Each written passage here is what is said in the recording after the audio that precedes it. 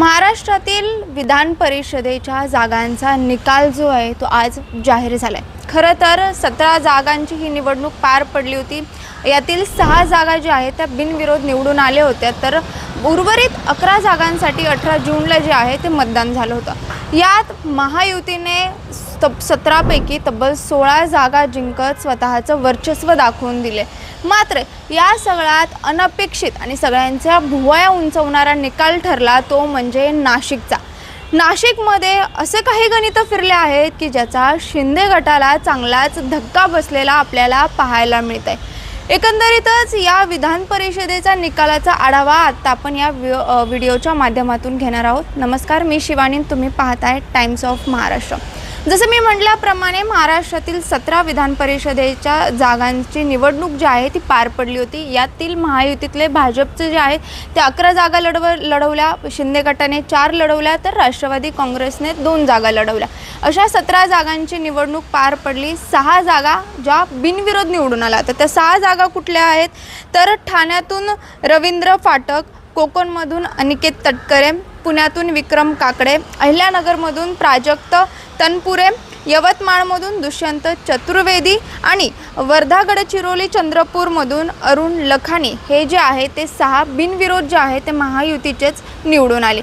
बाकी उर्वरित 11 जागांसाठी 18 जूनला मतदान पार पडलं होतं आणि यात एक अपवाद वगळता बाकी 10ही जागांवरती महायुतीचे जे आहे ते उमेदवार निवडून आलेले आहेत। आता या 11 जागांचे जे निकाल पाहायचे गेले तर भाजपचे छत्रपती संभाजीनगर जालनामधून सुहास शिरसाट, भाजपचेच भंडारा गोंदियामधून अविनाश ब्राह्मणकर, भाजपचेच सांगली सातारामधून धैर्यशील कदम, शिवसेनेचे परभणी हिंगोलीमधून सय्यद खान, भाजपचेच सोलापूरमधून राजेंद्र राऊत, भाजपचेच पुन्हा एकदा धाराशिव लातूर बीडमधून बसवराज पाटील, नागपूरमधून भाजपचेच पुन्हा एकदा राजीव पोद्दार, जळगावमधून भाजपचेच नंदकिशोर महाजन, अमरावतीमधून भाजपचेच प्रणव पोटे, नांदेडमधून अमर राजकुरचे जे पुन्हा एकदा भाजपचेच आहेत। अशापैकी या 10 जागांचा निकाल लागला। आता मी सुरुवातीला म्हटल्याप्रमाणे नाशिकचं जे गणित आहे ते एकदमच वेगळं ठरलं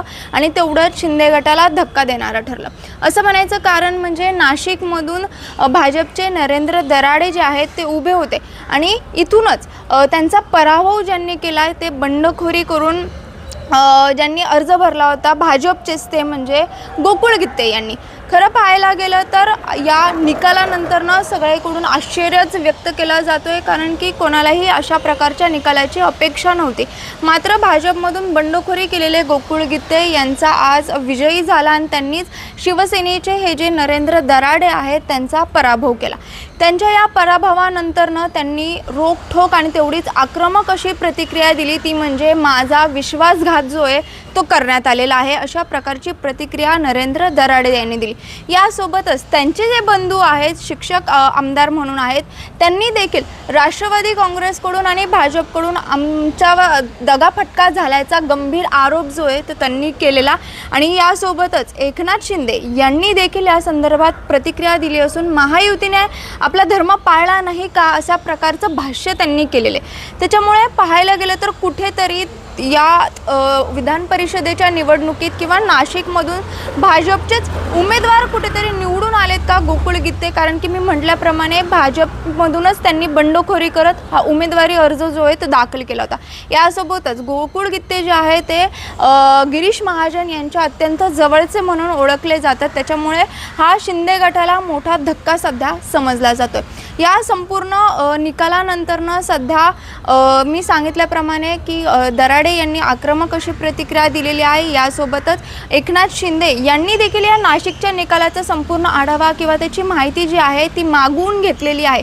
तसंच जे गोकुळ गित्ते आहेत त्यांना देखील तातडीने भेटण्यासाठी मुंबईला बोलवण्यात आलेले आहे। अशा प्रकारे हे नाशिकचं जे गणित आहे किंवा हे नाशिकचं राजकारण जे आहे ते फिरलेलं आहे, ज्याचा फटका जो आहे तो शिंदे गटाला बसला आहे। कुठेतरी भाजपनेच दगाफटका केला आहे का किंवा राष्ट्रवादी काँग्रेसनेच दगाफटका केला आहे का, अशा प्रकारचे आरोप, अशा प्रकारचे प्रश्न जे ते सध्या शिंदे गटाकडून किंवा त्यांच्या पक्षाकडून जे आहे ते सध्या विचारले जात आहेत। अशा प्रकारे महाराष्ट्राच्या या विधान परिषदेची निवडणूक जी आहे ती पार पडलेली आहे।